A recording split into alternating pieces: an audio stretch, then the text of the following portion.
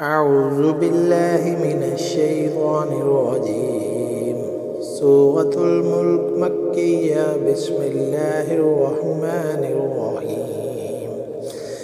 تبارك الذي بيده الملك وهو على كل شيء قدير. الذي خلق الموت والحياة ليبلوكم أيكم أحسن عملا وهو العزيز الغفور. الذي خلق 7 سماوات طباقا ما ترى في خلق الرحمن من تفاوت فارجع البصر هل ترى من فطور ثم ارجع البصر كرتين ينقلب إليك البصر خاسئا وهو حسير. ولقد زينا السماء الدنيا بمصابيح وجعلناها رجوما للشياطين وأعتدنا لهم عذاب السعير. وللذين كفروا بربهم عذاب جهنم وبئس المصير.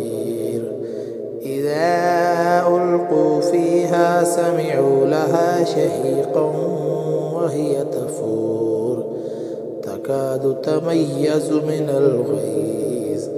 كلما ألقي فيها فوج سألهم خزنتها ألم يأتكم نذير قالوا بلى قد جاءنا نذير فكذبنا وقلنا ما نزل الله من شيء إن أنتم إلا في ضلال كبير.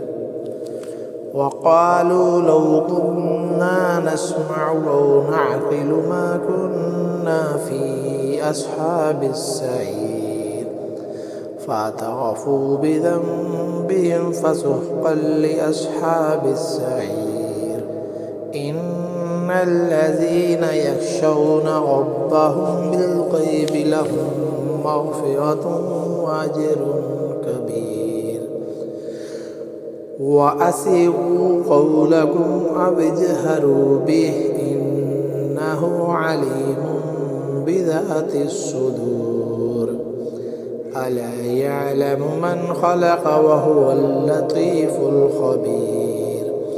هو الذي جعل لكم الأرض ذلولا فامشوا في مناكبها وكلوا من رزقه وإليه النشور.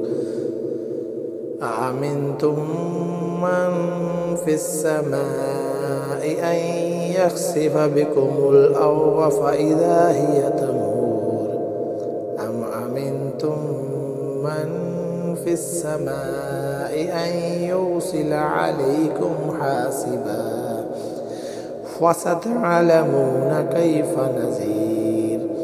ولقد كذب الذين من قبلهم فكيف كان نكير. أولم يروا إلى الطير فوقهم صافات ويقبضن ما يمسكهن إلا الرحمن إنه بكل شيء بصير. أمن هذا الذي هو جند لكم ينصركم من دون الرحمن إن الكافرون إلا في غرور. أمن هذا الذي يرزقكم إن أمسك رزقه بل لجوا في عتو ونفور.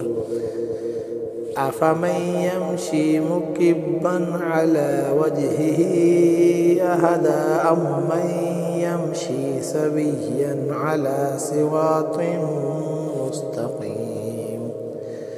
قل هو الذي أنشأكم وجعل لكم السمع والأبصار والأفئدة قليلا ما تشكرون قل هو الذي ذرأكم في الأرض وإليه تحشرون ويقولون متى هذا الوعد إن كنتم صادقين قل إنما العلم عند الله وإنما أنا نذير مبين فلما رعوه زلفة سيئت وجوه الذين كفروا وقيل هذا الذي كنتم به تدعون قل أرأيتم إن أهلكني الله ومن